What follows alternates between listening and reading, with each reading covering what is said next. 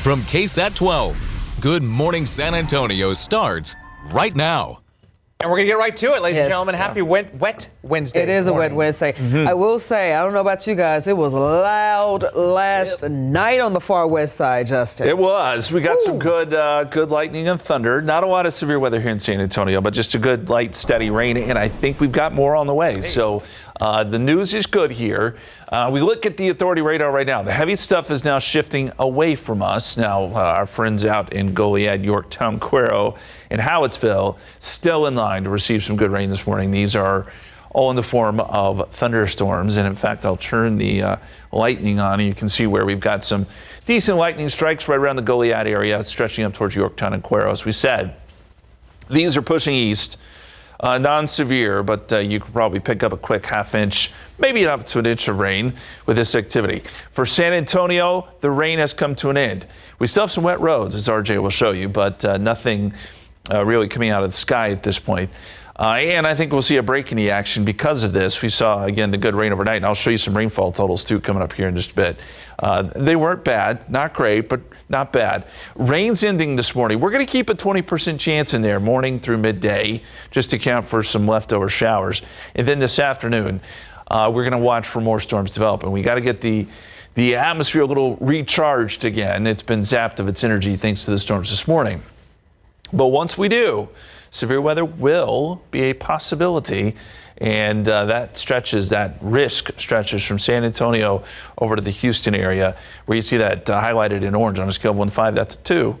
So hail and gusty winds will be possible. We could see some more heavy rain too. So we're going to talk all about this coming up in a couple of minutes. But let's talk roadways, because if you're heading out the door this morning, again, it's not raining, but the roads are wet. RJ, what are you seeing? All right, Justin, thank you very much for that. And yes, already been a pretty busy night on our roads as we give you a look here at some of our TransGuide traffic cameras. And again, one thing that we've been monitoring has obviously been some high water areas. So we want to show you real quick before we get into it. These are some high water areas that are obviously a little bit vulnerable to flooding. We're talking about Bassey Road at 281, Penn Road at 151. We've seen a lot of activity there over the past couple of weeks over by Commerce.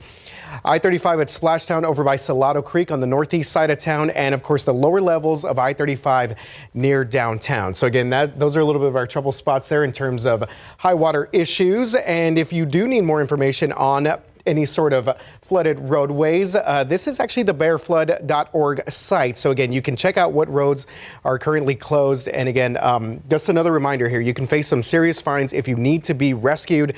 And again, if you see barricades set up on closed roads and choose to drive around them, you could be charged more than $600 for that if you get stuck. Again, the fire department says rescues don't happen too often, but one time is too many. Obviously, we don't want you guys to be driving through any sort of high water. Turn around, don't drown. Want to make sure that we get that clear. But another look here at the Bear Flood at the website. It says that we have 5 current high water issues at the moment. So we'll continue to monitor the situation. So let's get back out to TransGuide right now and show you exactly what is going on our roadways as we give you a look here at 35 at Palo Alto. We could go back. Thank you very much to the directors there. All right, downtown, we're going to show you a little bit here. San Pedro, 35 Shirts Parkway.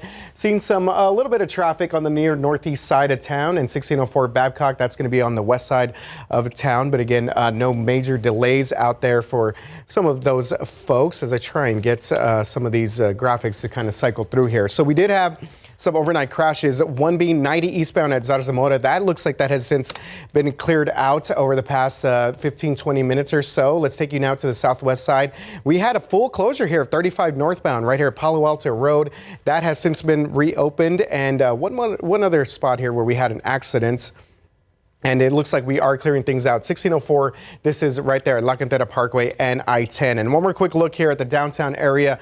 One of our other trouble spots, this is 35 right here at San Pedro. And you see that there is no water here in this particular spot. So again, it looks like traffic is moving along here. Usually TxDOT kind of closes the lower levels as just a precaution. So, all right, looking pretty good on the roadways right now. And do we have Alex out there in Drive Cam? All right, Alex Gomez is back for us in Drive Cam, and we know that things can get busy out there. So let's check in with Alex. Welcome back from vacation, my man.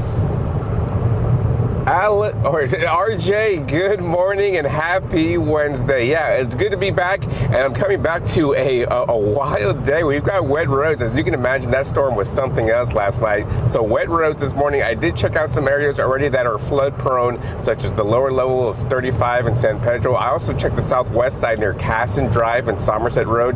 Those roadways are still going to be open. Usually we do see some flooding because of Leon Creek, but right now, again, open roads. I'm going to keep on driving.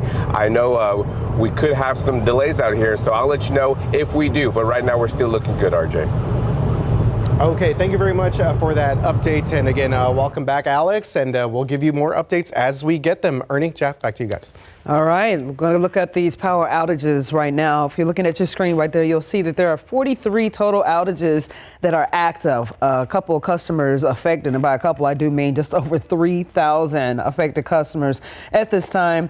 Most of these outages are taking place toward our southwest area. So if you are waking up in the dark, this is what's causing it. We're probably going to get this cleared up. And as you can see, we're still getting updates real time. So we'll be checking in and out with CPS Energy to see exactly when the restoration will take place. All right, this is a great reminder now to download the KSAT Weather Authority app. If you don't already have it, it's the easiest way to stay up to date with the weather situation. And it also comes in handy if you lose power. And again, the best part, super free to download. Okay, to the headlines now. Governor Abbott has sent members of the Texas National Guard here to San Antonio. This is in response to protests that are planned for later today in the downtown area. For several days now, people have been demonstrating against recent ICE raids and arrests of undocumented migrants. And this is in Los Angeles. Tensions have been especially high between protesters and law enforcement. Here in San Antonio, both the mayor and SAPD chief William McManus say they support peaceful protests like the one outside City Hall last weekend. So they plan to hold a joint press conference with the city manager about the protest this morning at 9 o'clock. We will stream that on KSAT Plus at our website, ksat.com, and we will also be at today's protest. Now, Mayor Ron Nirenberg said in a statement overnight, he said, quote, "The reports of the governor deploying the National Guard to our community underscore the need for us to remain peaceful and safe this weekend. Destruction is never appropriate, nor will it be tolerated. Exercise your right to free speech, but we urge you to keep it peaceful and lawful," end quote. So we reached out to the San Antonio Police to see how they are preparing. In a statement sent to KSAT, the chief stated, quote, "SAPD remains steadfast in its commitment to safeguarding the constitutional rights of individuals and groups to hold peaceful and lawful demonstrations." Now, on Sunday, SAPD monitored a peaceful protest at City Hall, and we will continue to do so at future demonstrations to ensure public safety and uphold the rights of all participants, end quote. Getting to some news of the day now. New this morning, we got a wild scene at the Frost Bank on Vance Jackson near De Zavala overnight. Around 12:45 a.m., a woman making a deposit saw a fire inside. Well, San Antonio police say turned out that the surveillance showed a man broke in, smashed cameras, poured gas on the info desk, lit it up, and then took off. Thankfully, firefighters quickly put out the blaze, with most of the damage being smoke. Arson investigators now investigating the scene. Also this morning, one person is dead and officers are looking for 3 people after a shooting led to a car crashing right into a home. San Antonio police say that this happened last night on Outer Drive near Loop 410 and Highway 90 on the far west side. SAPD still doesn't know what led up to the shooting, but they believe that 3 men were shooters who got away. We're also still waiting to learn the victims' names. So we've learned more about this man who was hit and killed on Loop 410 near Cowboys Dance Hall. 20-year-old Frederico Gonzalez was an airman at Joint Base San Antonio Lackland.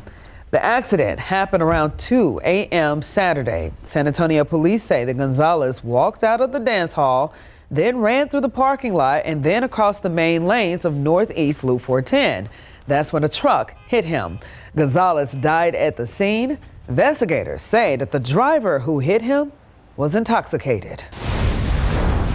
All right, let's look outside. We've got rain coming to an end here in San Antonio, but we've updated the rainfall totals. They're not bad, as I said, not great, but there are more opportunities for rain ahead. We'll share those with you coming up. All right, if you've taken a DNA test, there's concern that 23andMe could be selling your data. Why 27 states are fighting back and what it means for your privacy. Up next.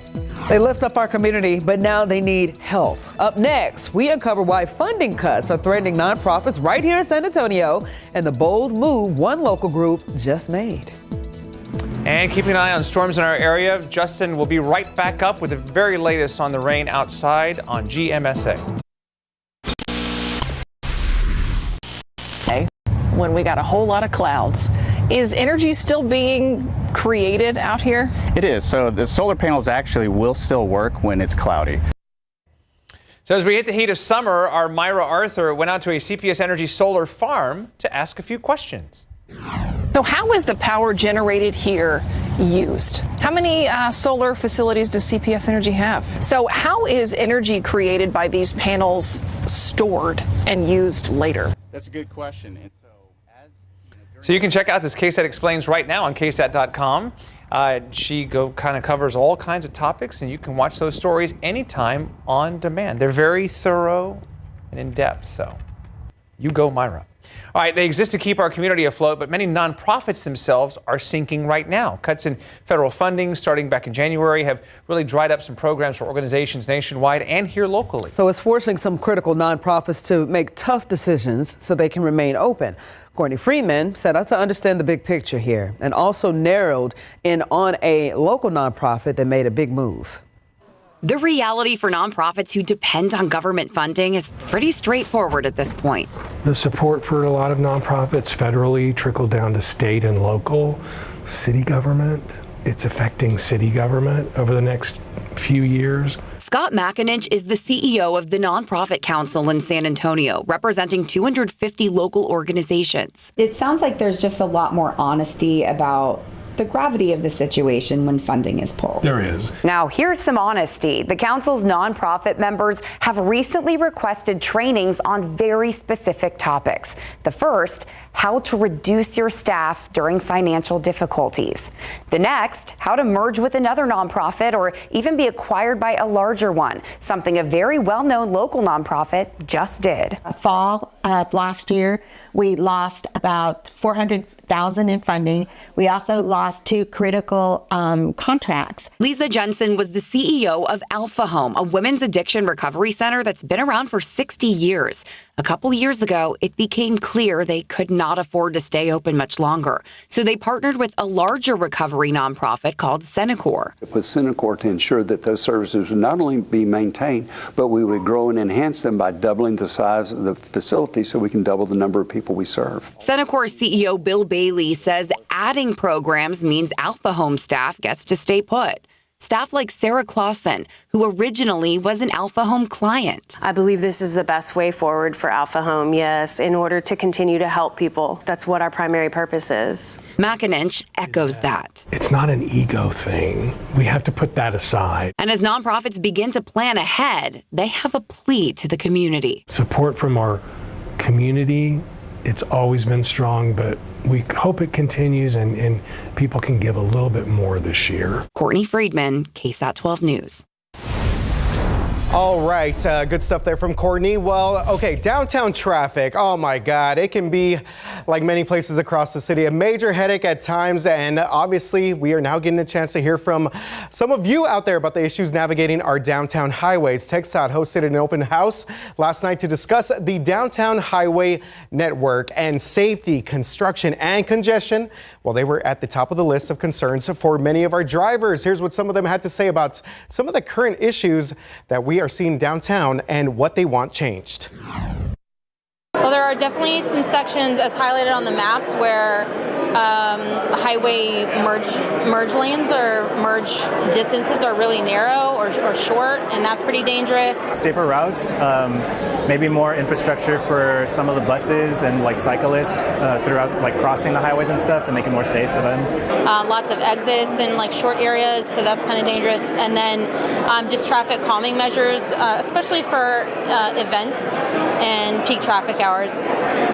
All right, so a couple of our drivers out there, residents now, TxDOT saying that they will gather this information to address specific needs for each highway. Obviously 35, 37, 281, 90, all of those highways there. And if you missed last night's open house, you're seeing their video there. There is a virtual one available on TxDOT's website through June the 25th.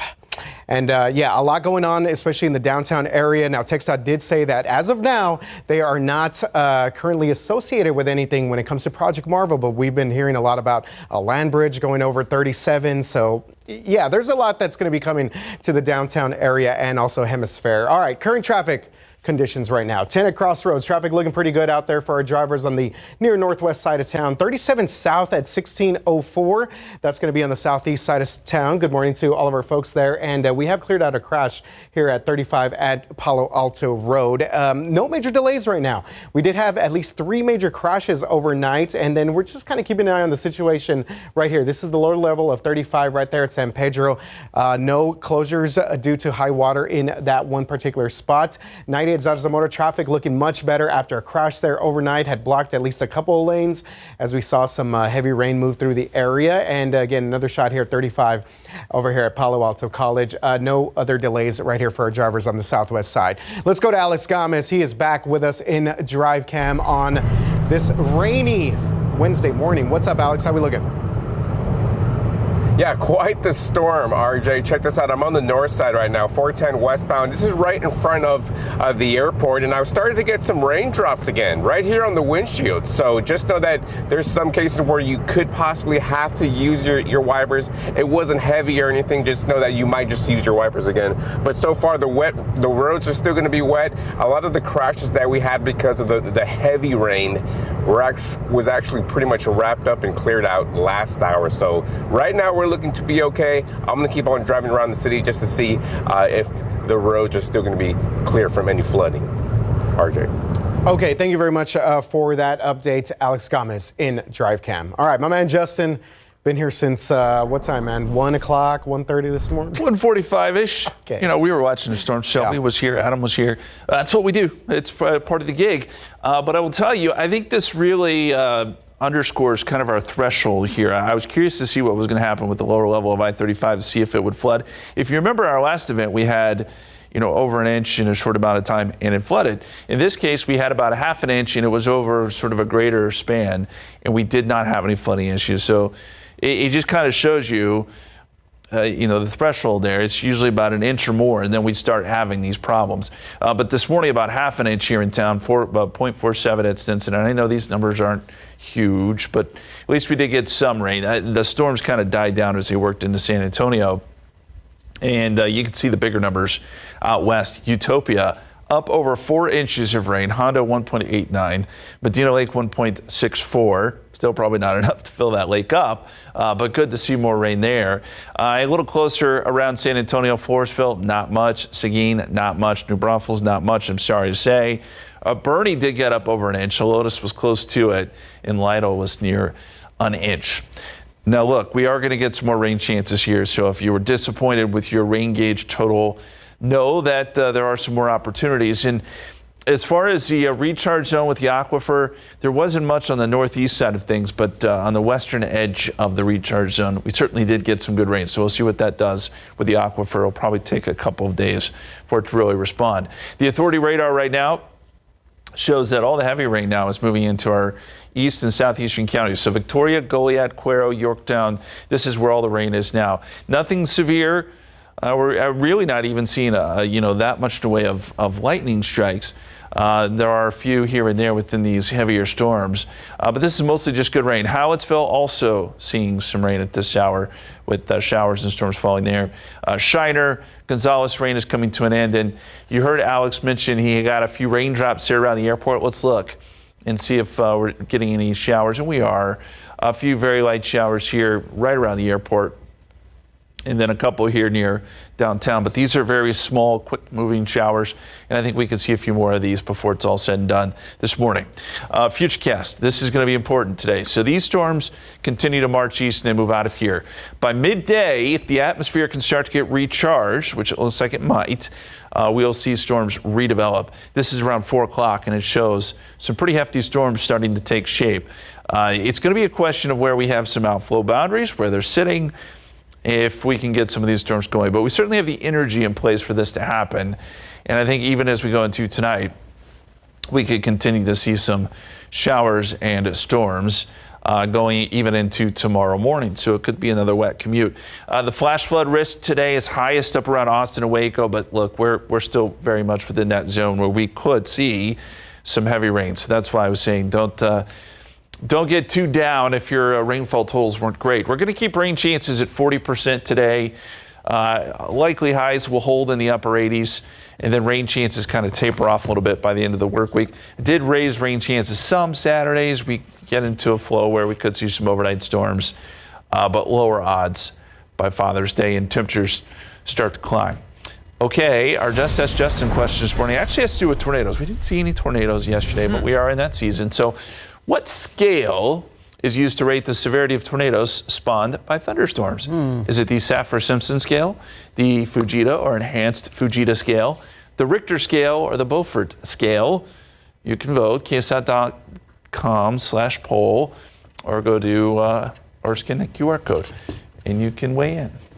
Thank you, Justin. Hey, we got to figure it out. Yes. 5:23. Let it simmer for a little while. Let it simmer, marinate. 70 degrees outside. Yes, I'm sorry, I was just thinking about tornadoes there.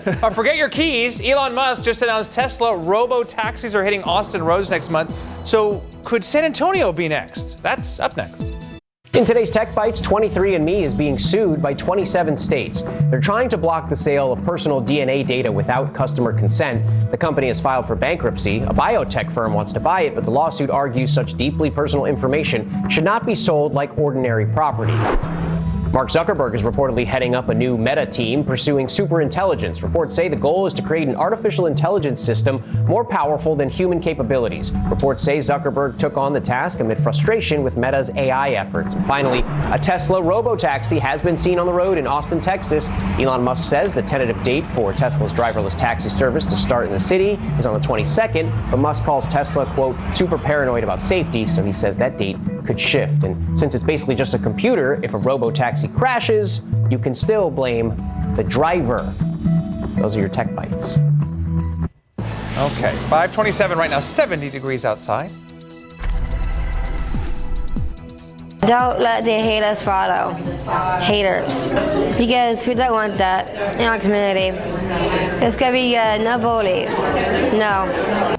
There you go, Mermaid Cafe making waves. We got a place for inclusion and homemade gluten-free goodness coming up. You got to see what's brewing next. And good morning, coming up on 5:30 right now. It's been a busy morning because, as you can see, that radar behind us is still active. And it was definitely, I talked about it earlier, a very loud overnight sleeping that we had. It was, and per usual, our viewers did an incredible job of sending us pictures and video. Thank you. All of the weather overnight. Del Rio had a wind gust of 66 miles per hour, so that's where a lot of the severe weather was initially out west. But here in San Antonio, it's mainly just rain, lightning, and thunder. Take a look at this picture. This is from the far west side, and you can see lightning lighting up the sky. But what I didn't notice at first when I looked at this picture was this. They used a pool float to cover the windshield. I'm guessing because they're a little worried about hail. Not a bad idea, I suppose. I don't know if it was tied down because that would probably blow away pretty quickly, but looks like a pretty ingenious plan there. Denise, thank you for sending that picture in, and we'll share some more through our KSAT Connect. Authority radar. So the heavy rain continues to be off to our east and southeast, Victoria, Goliad, Cuero, Yorktown, Howardsville. Here in San Antonio, we've got a few more light showers that are working through, but they're moving away. And I think we're going to see an end to this rain here pretty soon. And then the question becomes, when will we see some storms redevelop this afternoon? Because I think the odds of that are there. We've got a 40% chance of storms again later today, and we could see some more heavy rain in spots. So rain ending, and then some clearing midday, 82. We'll keep a 20% chance of rain in there through midday. And then this afternoon, a 40% chance for more storms, some of which could be strong to severe too. So we'll look at the odds of that. Plus what the weekend looks like for Father's Day. That's all coming up. But let's get you out the door if you're heading out to work early this morning. What's the latest on the roads, RJ?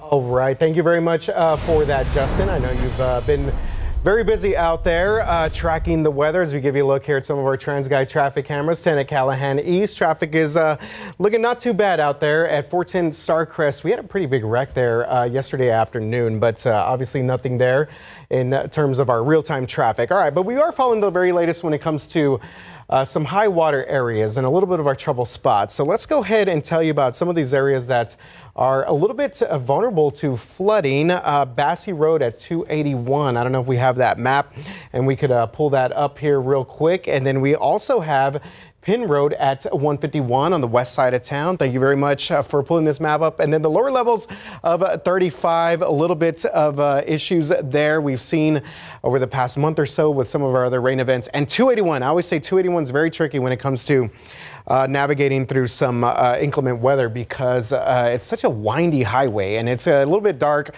as well. So just a quick idea of some of those vulnerable spots that we've been following. Okay, so another reminder here is that you can use bearflood.org to see what roads are closed.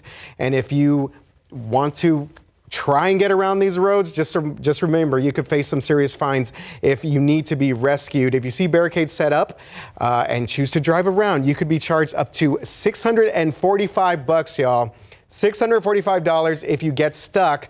Now, the fire department says that obviously they will respond, but these type of high water rescues don't happen too often, but obviously one too many times is more than enough for them. And they want to tell you definitely that it is preventable as well. Okay, let's give you an update here on our current traffic situation. Come back out to our TransGuide traffic cameras. 35 Palo Alto Road, we have cleared out an overnight crash that had blocked the main lanes, the northbound main lanes of 35 on the southwest side of town. But again, one other check here at some of our other high water trouble spots. 90 at Leon Creek. It looks like we have some flashing lights off to the distance. That may be some of our local officials that have blocked the frontage road right there at 90 at Leon Creek, just to make sure that we don't have anyone try and drive through that particular spot. We talked earlier about 35 at Salado Creek.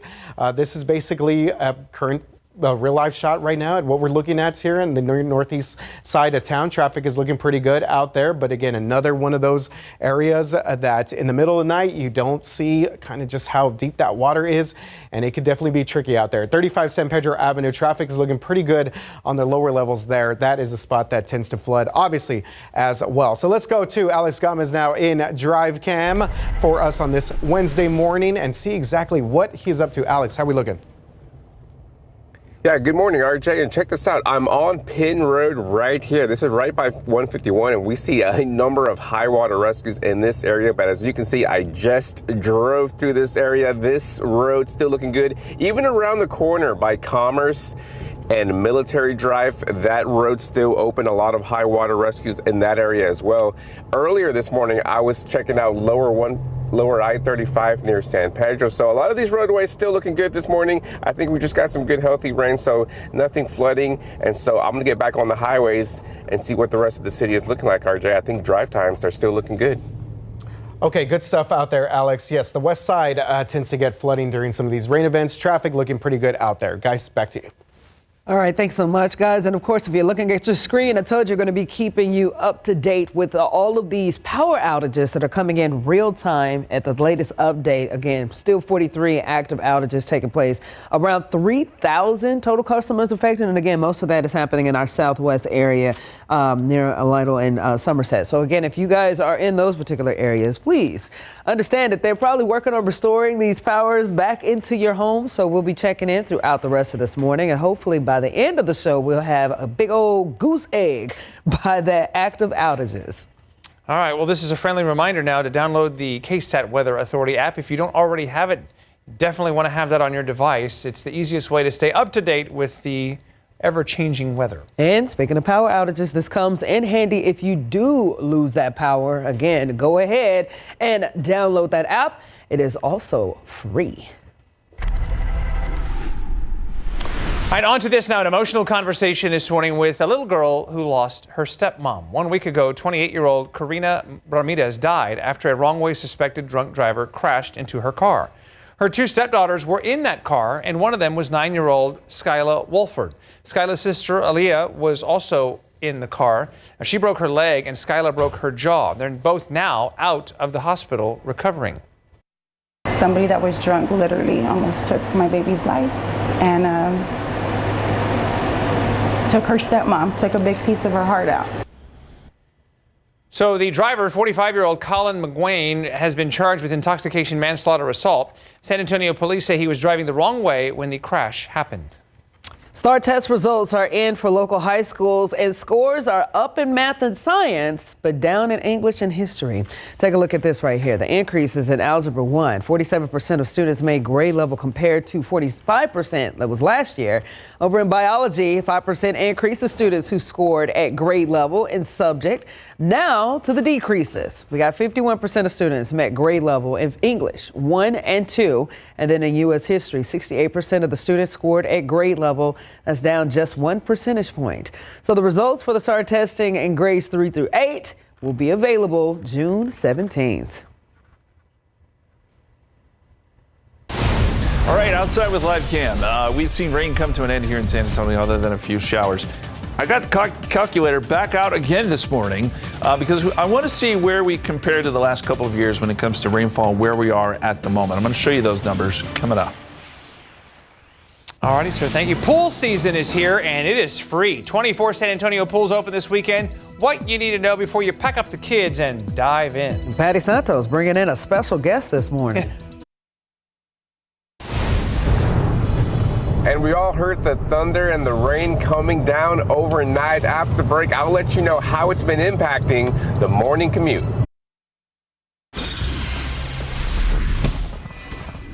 Hey there, good morning. Well, get ready to make a splash this weekend. 24 San Antonio area pools will be open for the summer season.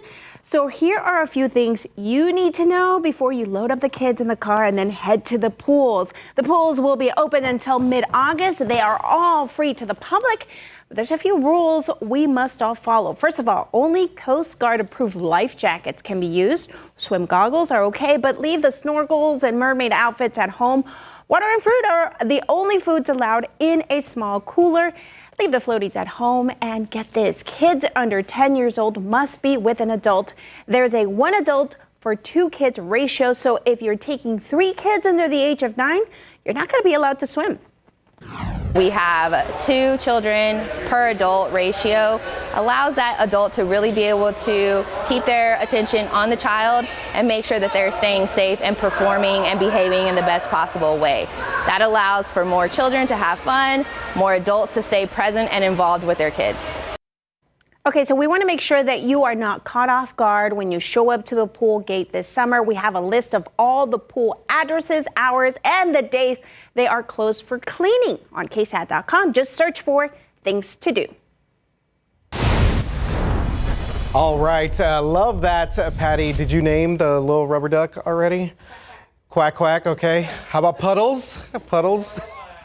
I think Puddles is actually the Oregon mascot, if I'm not mistaken. But yes, I liked your Patty's little special guest there.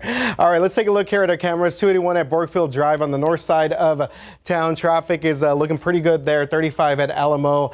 Still dealing with that construction there. That's going to be just continuing through the rest of this summer. We did get that information from TxDOT there yesterday at that open house where they were talking about that downtown study. All right, 151 Military Drive. This is a spot that's been a little bit troublesome for many of our drivers, especially when we get some rain. And you see that we have 151 kind of over Military Drive there. Beneath that is where we usually get some of our drivers stuck. So again, just be careful you're headed out there. Still a little bit dark for all of our folks. And same situation right here, 90 at Leon Creek.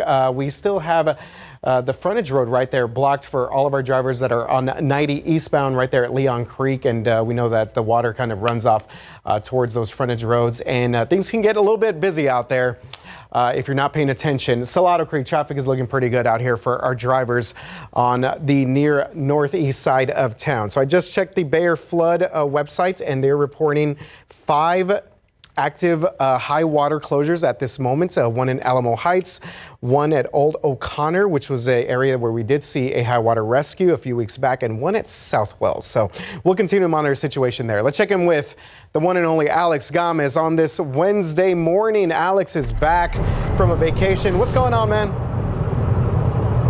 Yeah, good morning, RJ. Right now I'm on the west side, 1604 northbound, right at Braun Road. And even with the wet roads, there's no major crashes to report, RJ. All right, thank you very much for that update, Alex. And let's go to Justin Horn right now, busiest man in the newsroom. Yeah, well, that's a cool shot that Alex just had, where you can see a little bit of a strip of maybe some clearing skies here in the distance. I'm assuming he's looking west. Speaking of looking west, let's talk about what happened in Del Rio. This was a picture from Del Rio. Look at the rain that filled up the backyard there. It says backyard swings flooded in 15 minutes of rainfall. Pretty impressive. And they did see a wind gust of 66 miles per hour there at Del Rio International Airport. So that's kind of where the worst of the weather was as these storms marched east. They did start to fall apart a little bit. We did at one point have a severe thunderstorm warning for San Antonio and Bexar County, but those storms quickly subsided and we were just left with some light to moderate rain. At this hour, the showers and storms have pushed closer to the Texas coast. So folks in Yorktown, Cuero, just light rain here now. The rain will come to an end here within the hour. Goliad, same story for you, but down there, Refugio, along the coast, Victoria, still some heavy rain, and that will continue for a little while longer. Also, our friends up at Howardsville seeing some rain, but the showers have certainly subsided here in San Antonio, and over the next several hours, we'll just keep a 20% chance of rain in the forecast going through midday. Then, as we get into the afternoon, we bring the rain chances back up to 40%. And here's where my concern lies, is if we can get sun and the atmosphere can kind of get recharged, we have an upper level low that's going to sit just to the north that gives us some good lift. And I think we could get some storms going this afternoon. And if we do, I think there's a risk for some strong to severe storms. Hey, I promised I wanted to look at the numbers here, and I did add in our rainfall from this morning. So what you're looking at here are the rainfall totals basically year to date. So from January 1st to now, where we stood in years past and where we are now. So at this point last year, we were at 13.45. In 2023, we were at 12.7. So we're pretty on par with what we've seen last couple of years. We had some wet springs.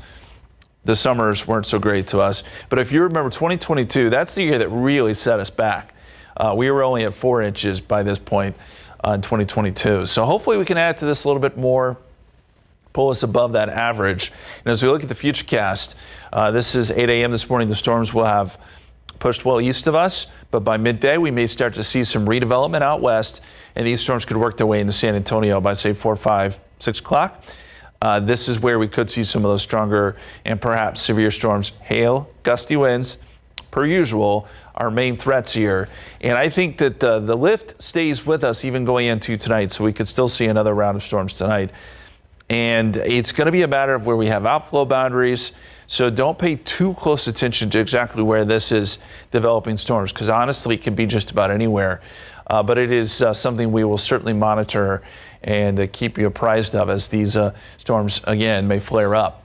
91 tomorrow, 93 Friday. Still some rain chances there, but we start to bring the rain chances down going into the weekend.